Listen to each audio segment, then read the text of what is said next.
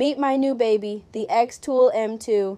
Watch me set her up in less than 5 minutes. Everything you need comes included in the box, so getting started is pretty straightforward. There are different options available. You can choose the laser option or the print and laser option, which is the one I chose. Switching between the print and laser modules is easy too. They simply snap on and off depending on what you want to do. And there's a lot you can do with this machine. You can print, cut, and engrave to make things like stickers, labels, earrings, keychains, cake toppers, signs, custom packaging, leather goods, personalized gifts, home decor, and so much more. It works with over 300 different materials, including wood, acrylic, paper, cardstock, felt, leather, and fabric.